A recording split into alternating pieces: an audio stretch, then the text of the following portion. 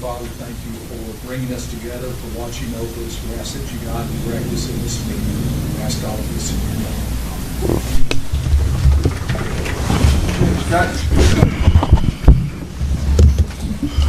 Bob Van Haren. Here. Wayne Allman. Here. Jim Bodenhammer. Here. Philip Frame. Here. Jennifer Baker. Here. Kari Manuel. Here. Nick Reed. Here. Susan Stockton. Here. All right, the first item you've got is the minutes from the July 3rd meeting for your approval. There were a couple typos that I talked to Scott about that he corrected. One of them is that he misspelled Sonny Sharp's last name and does not have an E on it. And then there was one other typo. Sharpie. Shannon Sharp. I guess. So I'll make a motion we approve the minutes as corrected. Second.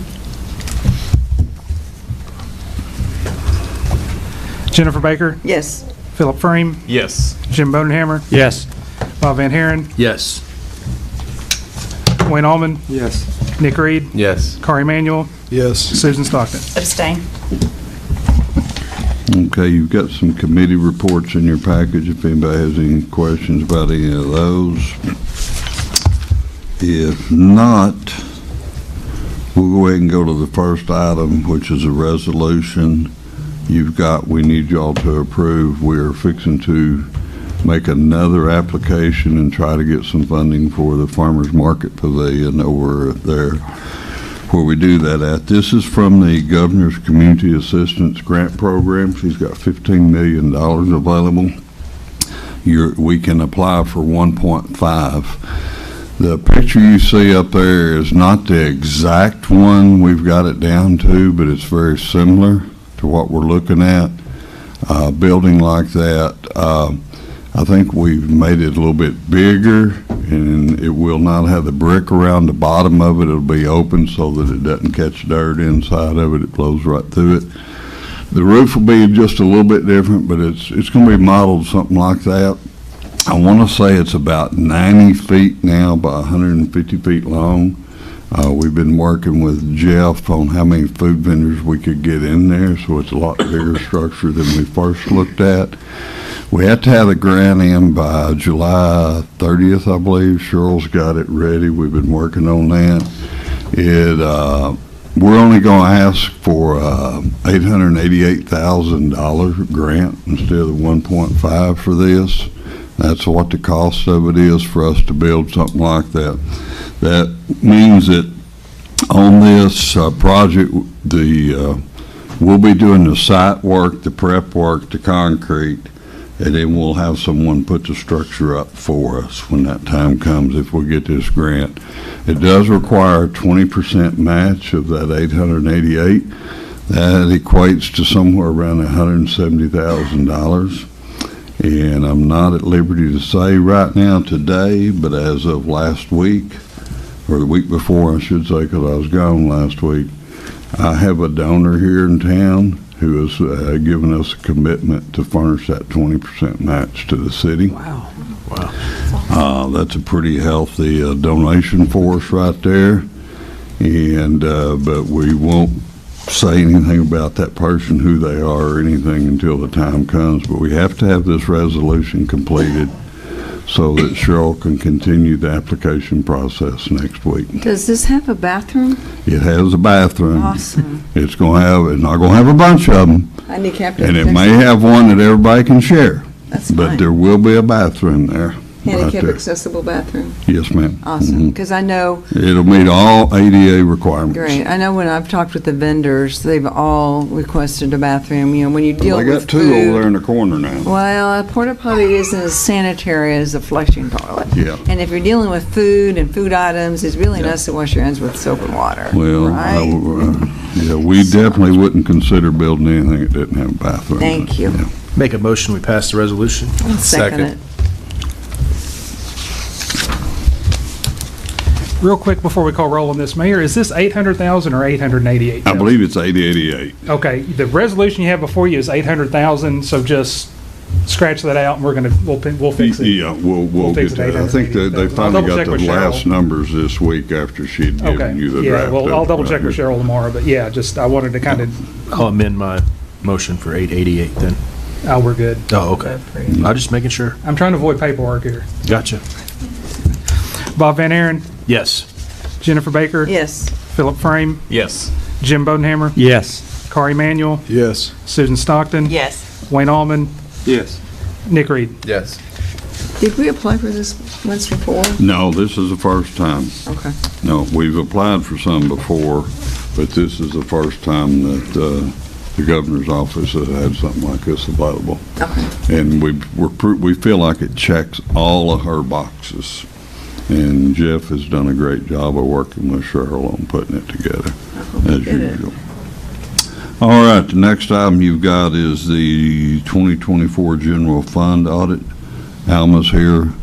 She's got that audit to present, and we just need your approval of the audit.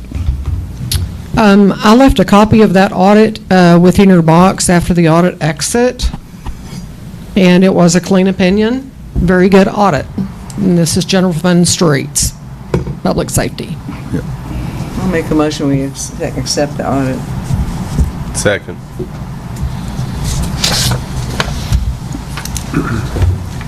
Wayne Allman, Yes. Corey Manuel, Yes. Bob Van Haren, Yes. Nick Reed, Yes. Jennifer Baker. Yes. Susan Stockton. Yes. Jim Bodenhammer, Yes. Philip Frame. Yes. Okay, the next item, and it's listed on the agenda here, is a kind of like a mid-year overview of the budget, and Alma can tell you exactly where we're at. This came up the other day, so kind of bring you up to speed on where we're at 6 months into the year. Well, right now, mid-year, everything's looking like it should on normal. Of course, your budget's ebbs and waves as revenues come in, expenses go out. Not really a lot to share, except for that it's on track to where it always is. Revenues are coming in. The revenues have been back up on the sales tax as of this last time. The dips that we did have been minimal, thank the Lord, and hopefully they're on their way back up. But everything's leveled out. We're at about 59.36% revenues in. And of course, this time of year, in the May, June, July, and August is when everybody kind of buys their stuff. So the expenses go up, but then the revenues level back out at the end of the year as they stop buying all their stuff that they've asked for. So they're at 73.8% expense to revenue, but the carryovers cover that during that time. But everything looks good right now as far as budgeted revenues versus expenses at this point of the year. And we don't see anything at all at this point in time. It's an issue with us right there, so. I appreciate it. I was the one that asked for this, and I think the public needs to know, and I really appreciate your availability, and the mayor talked to him about a month ago about it, and you are always available, so thank you. And there's always an expense revenue report that I can run on a monthly basis if you ever get to wondering and we haven't done a report. Just give me a call and I'll print one of those out and ship it to you via email. Thank you, Alma. Thank you, Alma. All right, Roger, the next item. Whereas determined by the City Council of Mountain Home, Arkansas, that current or existing charges to wholesale water rates do not reflect actual costs of service, whereas after reviewing year-ending 2024 audit, council finds adjustments necessary. Now therefore be it ordained by the City Council of Mountain Home, Section 1, wholesale customers charged from the water plant is $4.76 per 1,000 gallons. Wholesale customers charged from 960 elevation system is $5.26 per 1,000 gallons. Wholesale customers charged from 1080 elevation system is $5.49 per 1,000 gallons. City of Mountain Home does, notwithstanding the provisions of this chapter, reserve the right and responsibility to determine wholesale water rates for water supplied for resale to and used by large consumers, including but not limited to governmental units, water associations, and improvement districts. Such wholesale rates shall be set and established from time to time as necessary by agreement and contract with any such entity and by ordinance of the City of Mountain Home, Arkansas. This ordinance shall be in effect for all wholesale water metered after August 15, 2025, and the last paragraph is the emergency clause. And Steve Hill's here if anyone has any questions about this. These rates have actually going down instead of going up, correct?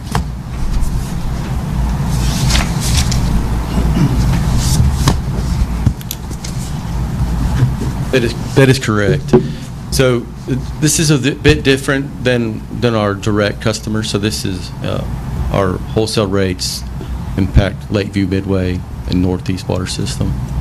This is different in the fact that it's such a cost of service model, and so it ebbs and flows a little bit with three main things that we look at, and it's a rate study that Garver puts together for us every year. But it looks at operation and maintenance expense, depreciation cost, and interest cost. And you know, we've actually paid off I think it's one of our bonds over the last year and a half, and that's a big expense on the interest side. Also on the operation side, we did have a bit of a lag in expenses in 2024, so you got to remember this is all based on 2024 audit numbers. And so we also know that in 2025 we've had some significant expenses, so it's going to come down, and so we'll see that. And then next year I expect it'll probably go back up, but we'll see. I don't want to foreshadow too much there, but Because I'm looking at that, and there's a chart down if anybody wants it, but this kind of goes back to the 2 years ago rate, the 2022, as opposed to last year's rate. That's correct. Good for them for now. For now, yes. Well, and that's the thing is we want to be clear on that too. This is something that we have to do. I mean, it's based on the numbers. It's not like we just pick a random percentage and say, hey, this is what we're going to do or this is what we're going to do. It's on a set figure, and with the expenses that we've incurred this year that have increased immensely as well, likely when the next audit comes through, it's going to catch back up.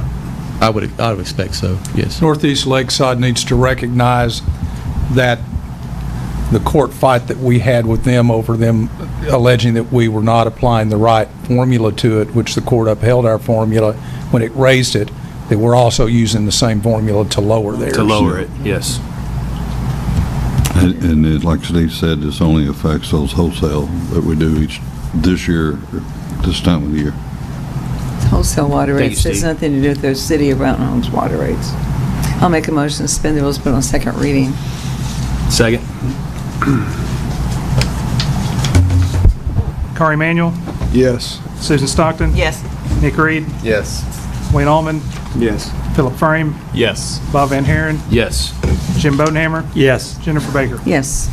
It's ordinance amending contracted water rates between the City of Mountain Home Water Department and wholesale purchasers as outlined in Ordinance 599, Section 8, as amended by various ordinances of the City of Mountain Home. Motion to suspend the rules, put it on third reading. Second. Bob Van Haren, Yes. Philip Frame, Yes. Jennifer Baker, Yes. Nick Reed, Yes. Corey Manuel, Yes. Wayne Allman, Yes. Susan Stockton. Yes. Jim Bodenhammer. Yes. It's ordinance amending contracted water rates between the City of Mountain Home Water Department and wholesale purchasers as outlined in ordinance number 599, Section 8, as amended by various ordinances of the City of Mountain Home. Motion to adopt. Second. Jim Bodenhammer, Yes. Wayne Allman, Yes. Nick Reed, Yes. Susan Stockton. Yes. Philip Frame, Yes. Corey Manuel, Yes. Jennifer Baker, Yes. Bob Van Haren. Yes. Motion to adopt the emergency clause. Second. Wayne Allman, Yes. Bob Van Haren, Yes. Jim Bodenhammer, Yes. Philip Frame, Yes. Susan Stockton, Yes. Nick Reed, Yes. Corey Manuel, Yes. Jennifer Baker. Yes. All right, thank you. So the next item, Roger, will be the second reading.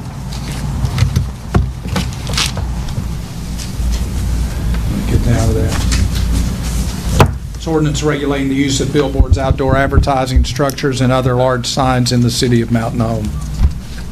Scott, why don't you kind of address the council? what Sure. all Mayor, you- if it pleases council, let's go ahead and read the yard sign ordinance as well, and then we can talk about both of them together. That's- Because I kind of figure we'll kind of veer in and out of both of them. So I'd rather do that than tell people, wait, no, let's talk about that in a minute. It's ordinance regulating the use of billboards, outdoor advertising structures. Hang on a second. Is that this is it? I'm right, okay. Well, No. it's the same. I gave you one. two of the same. Thought it sounded something familiar. It's not that, shouldn't be that similar. Good job It's picking ordinance regulating the use of banners, yard signs, and other temporary signage in the city of Mountain Home, Arkansas. Okay, based on the feedback we got last meeting, you've got in front of you, I typed up a thing, it's changes to the proposed ordinances. There's copies of them up here on the table if anyone wants to come up and get one. I'll kind of just run through these really quick. Anybody jump in if you got a question, but let me kind of get through them first, and then we can start talking about it. Starting with the billboard ordinance, that's going to be your second page. Wall murals are exempted from the permitting requirements and any regulation. Y'all were just pretty well dead set against that, so we took that out. We are going to keep defining what a wall mural is because we got to exempt what a wall mural is. If we don't have a definition in place, everything is going to be a wall sign at that point. So that's why the definition is still in there.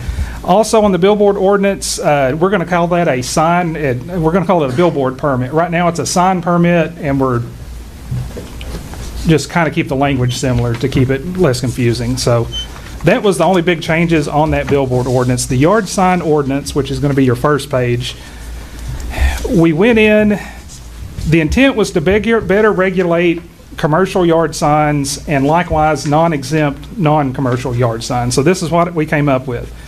We've added definitions for a non-commercial and commercial and a government yard sign. Government signs are anything owned by the city, the state, the county. That's pretty self-explanatory.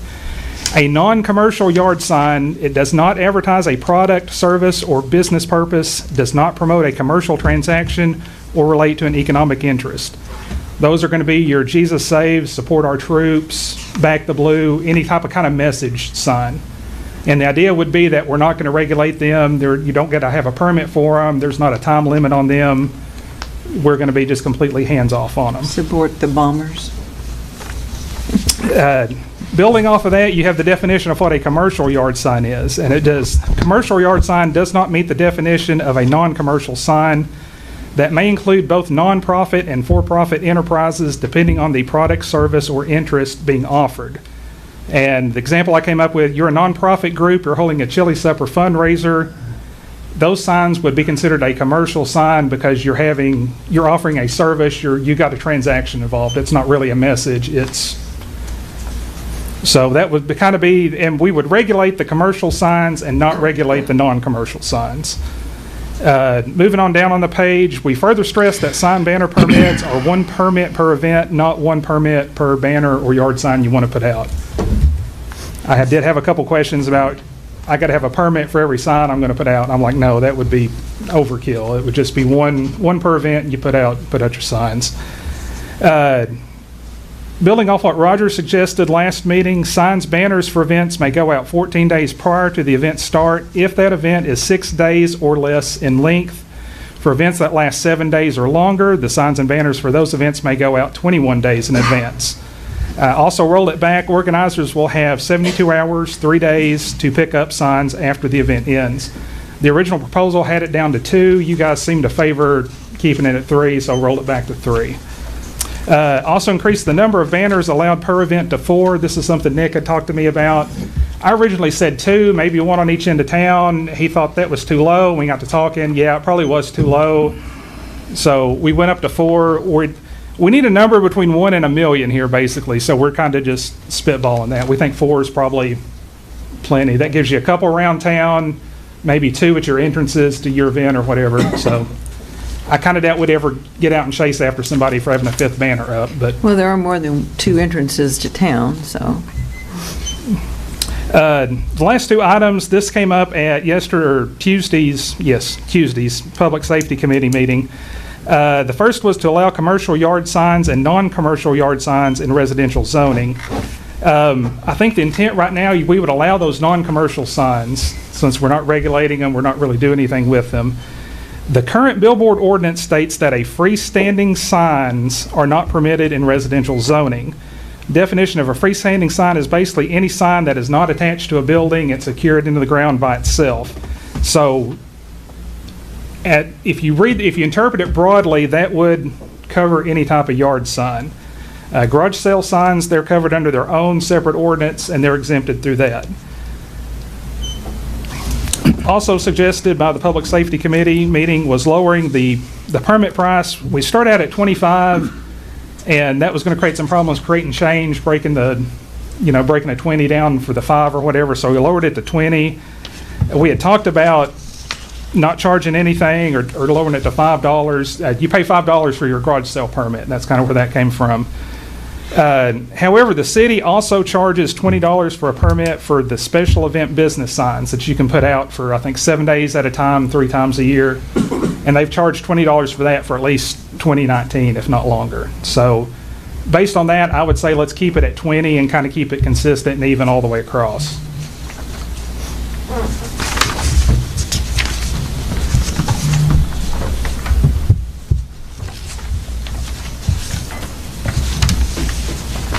I appreciate all your work on this, Scott. It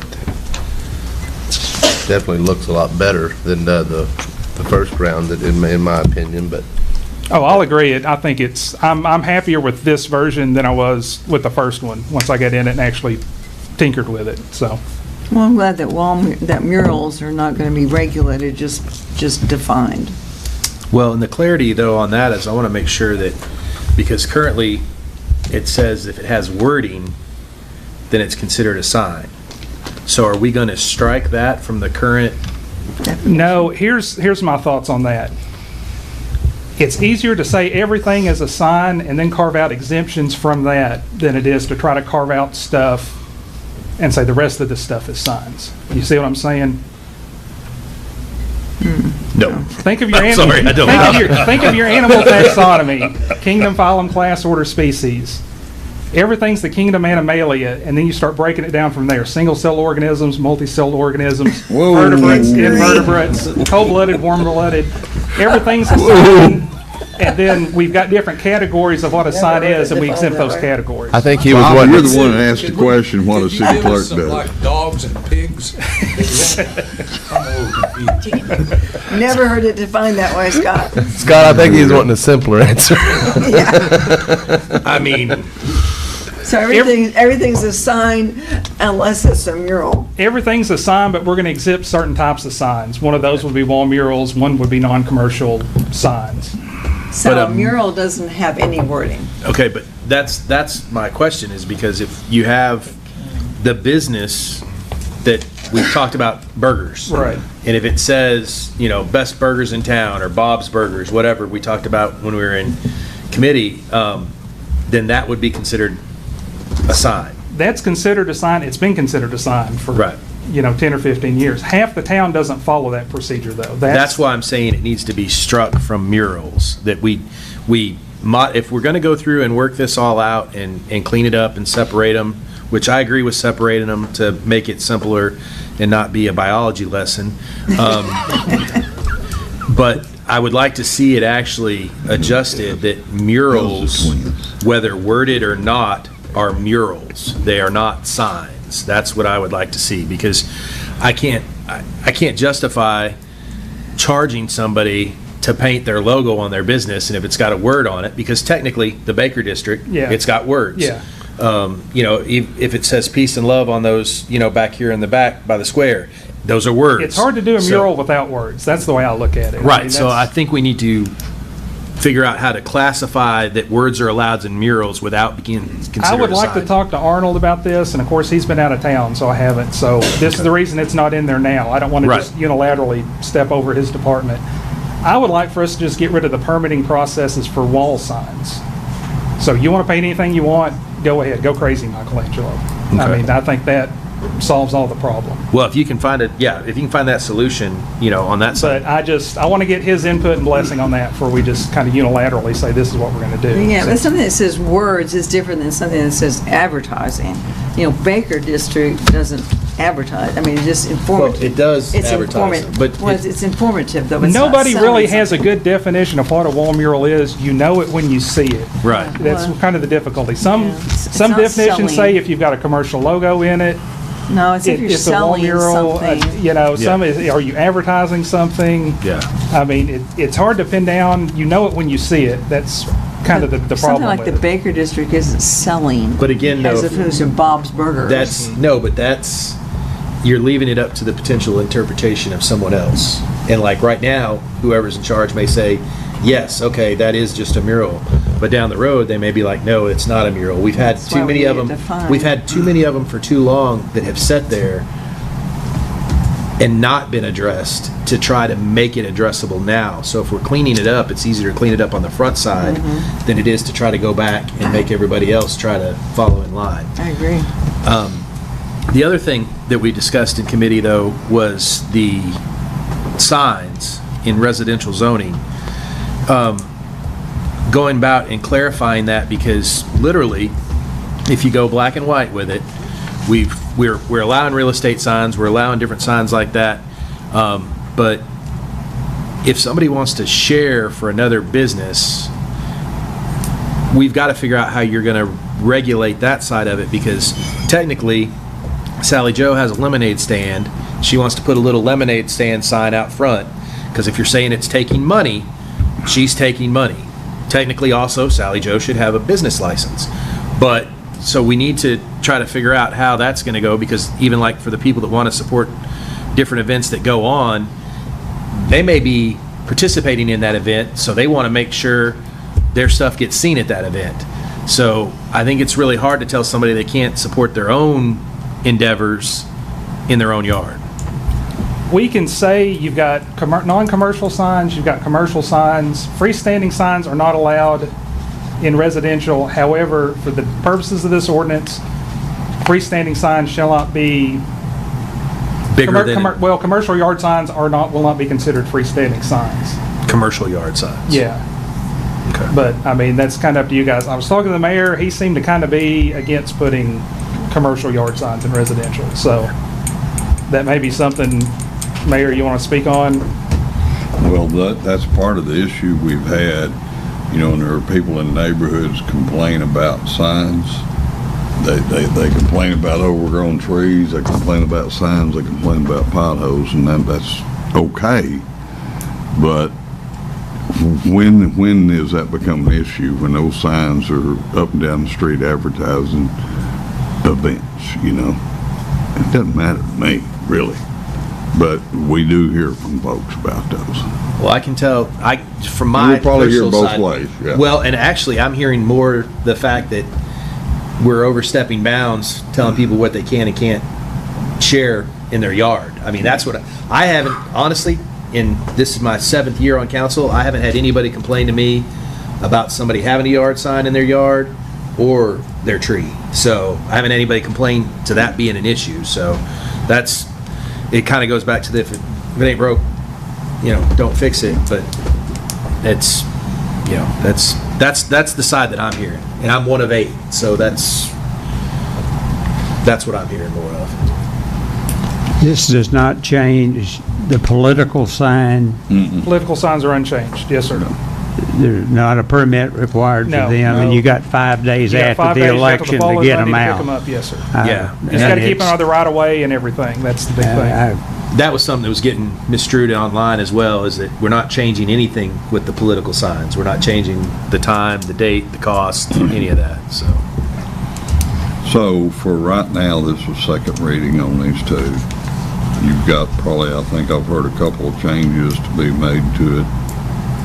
Correct? We get those entered in there and come back at the next meeting.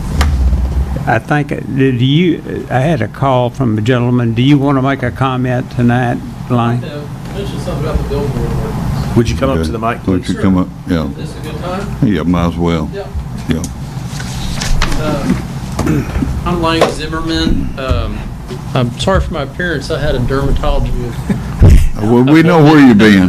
We can tell where you've been. Gosh, anyway, back in 2006 and 7, according to my notes in my file that I dug up, a lot of us spent a lot of time on the sign ordinance. Mary James, Marcella Norrell were on the council at that time, and we looked at ordinances from all over the state about what people were doing. And one of the primary things we were trying to do was control electronic signs, which I think they were banned, but we did not grandfather in the electronic signs, and that got taken away, as in you can keep your flashing signs. But the one thing we really accomplished that we wanted to was to make sure there were no more billboards erected in the city, and that the existing billboards, which were, I think, almost all wooden at the time and controlled by a company out of Harrison mainly, would be done away with in the future at some point. And the way we did that was not by buying them out, which would have cost a lot of money, but by saying when your sign is depreciated fully and fallen down and no longer reparable, it had to be removed. It couldn't be replaced. So I guess the council sometime last year amended that to say that the billboards could be replaced with a big monopole. And I've seen a lot of building permits, and I've seen a lot of these big poles go back up. The ones that were particularly important to people were the ones on the entrance to the ASU Mountain Home on Highway 62. There's 3 or 4, I don't remember how many billboards, right there by the entrance on 62. And not trying to speak for Ed Coulter, but he had done his best to try and buy those out to get rid of them so they wouldn't block the view to his beautiful college campus, our beautiful college campus. And the company wouldn't sell. But when we got this ordinance passed, that there would be sometime in the future, 20, 15, 30 years, when those billboards had gotten irreparable, they would go away finally. So we were willing to take the long term with a long view and put that in. Now, what I understand is the ordinance was changed last year, and I think the company outweighted the old city council and brought it before a new city council and argued that we should be allowed to fix these things. And I don't know what the argument was, but the ones in front of the college now have a big old monopole. Those things are going to be there for 50 or 100 years, and we thought, where they would go away. So I think the argument was that maybe Roger thought that was not defendable or not defensible. How would we argue 50%? Where is that line? I don't know why the ordinance was changed, but to me it was a huge lost opportunity, and I hate to see it happen. And I know they've gotten a lot of building permits for a lot of the signs. I don't know if they've got building permits for all the signs, but is there any appetite for doing away with the ability to replace those monopole signs? Because I think it was an opportunity for us to do away with those. So that was what I wanted to ask today. The other point, and I mentioned it to Jim when I talked to him, there's a sign here by Dairy Queen. It used to advertise El Chico. And El Chico is gone now. The sign is still there. The El Chico part is whited out. There's like a sheet over it, but you can still read El Chico through there if you know where to look.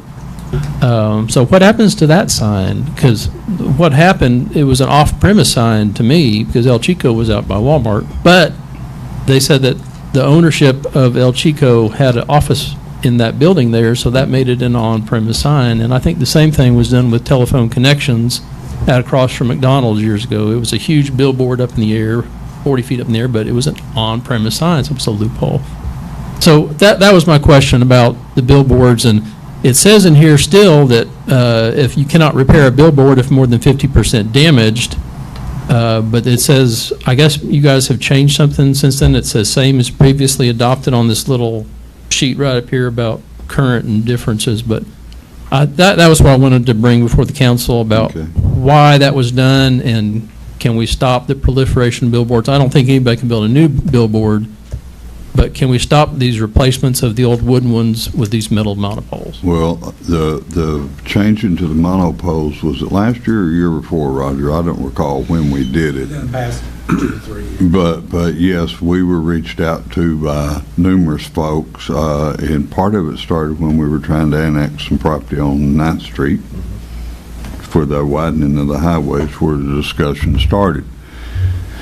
In going to the monopoles, and a structured engineered plan was something that the council approved, as long as we had the plans for those. some of those out there, and I know what y'all were trying to do, thinking they were going to fall over, get damaged by a storm or something, and get 50%, which we knew was going to be a problem to defend. We ran into that a few years ago with the one down here by the Old Blossom Cafe and the 50% issue. Some of those things were never ever in your lifetime or mine, Lane, going to fall over. The good Lord was holding them things up somehow because they would not fall. And rather than them look like they were doing, you know, when the monopoles came about and started being used, there was a decision made by this council to let them go to the monopoles but not add any more square footage to the sign. Right. No more faces to the sign, no nothing, but put them in a structure that was going to at least hold them up straight versus like that. And I have no appetite for eliminating the monopoles myself. On the ones you were referring to on the ASU campus, Dr. Wallace was in on a lot of discussion with us and that sign company out there about that. He's very aware of what took place and going to the monopoles. We even, I think they've agreed with Dr. Wallace to let him clean out some of that land in there so that the school's visible from there. Yeah. Because they own, what about an acre there, I think, something like that. That's pretty rough looking. He wants to clean that out, and they've given him permission to do that. So he was very aware of those changes out there on that property out there. And personally, I have no appetite at all to change the monopoles. I think they're better off than what we had, and those things that, I don't believe these down here at the Bomber in 62 were going to fall down I think you just forever. long enough for a storm, Hillary. Yeah. Long enough for the right storm. Well, the right storm's got to hit that particular sign. I was willing to wait. Yeah. Well, you wanted to wait, but the council a year or so ago decided to change that, so. I was not aware of it. Yeah. I would have been here to speak against it. So Yeah. I realize I'm, Roger? sorry. Well, I was just going to say, in fairness to Lang, Yeah. his committee did a Oh, they did. overhaul, and it was a major change, and they made several changes to this billboard ordinance. And I think what you hit on is some councils interpret it different than others, and the council that we had when Lang and his committee got involved, where Mary James was very pro wanting it restricted. And I think what we just see is how councils change over a period of time, and I think that's what's happening. Yeah, that's what's happening. And we actually, when we had a discussion about the monopoles, put a committee together, and there were some people who were on that earlier committee you're talking about Oh, yeah? that were here to discuss monopoles with us. They sure were, because they said this is the second time we've talked about signs. We y'all, one of them in particular did. Well, thank you for hearing me out. Yeah, sure. All right, Scott, anything else on the signs? If not, yes, sir.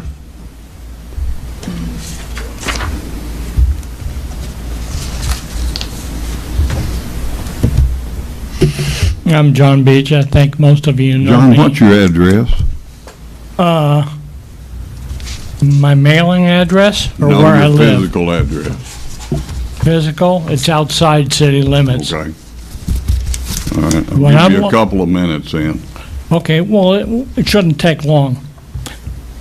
I'm not going to fight over the signs.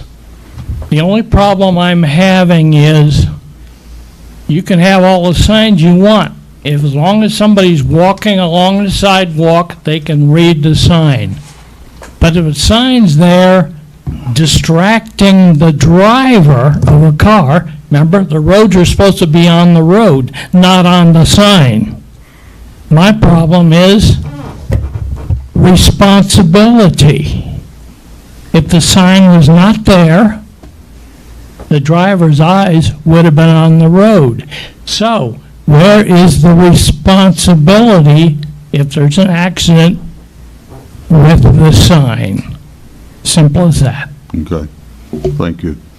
All right, Scott, we'll bring this back in at our next meeting, correct? Yeah, we'll bring it back the 17th, and if we want to look over it then and then carry it out another 2 weeks or so. I mean, I don't think we're in a super hurry on any of it, so. All right. Do we go back to the first reading on every change we make? No, it's all, It'll be third We reading can- next time. it'd be the third reading next time. So Okay. after that, we'd vote to adopt it, or we can table it, another 2 weeks, or however y'all want to do it, really, so. Okay. The only other thing I have to mention to y'all tonight, and Steve and I've been communicating a lot with his family in the last week to 10 days. Most of y'all have gotten to know Kendrick Ketchum very well with Waste Connections, who's been a huge asset to us since they took that over. I think it was last week, one day, Kendrick, they found a significant brain tumor that was cancerous in him. And he had, he always comes and he joins us in our meetings every time, and that's his job. And so I want y'all to keep Kendrick in your thoughts and prayers. He underwent brain surgery last week and had his first chemo treatment this week right here. So Yeah, he he's got a doesn't, long road ahead of him from what Steve and I have been able to learn from so he him. doesn't live here, right? No, he drives over he from- lives in Heber Springs. Heber Springs. Oh, That that's- takes care of it for me. Motion to adjourn? Second. All in favor? Aye.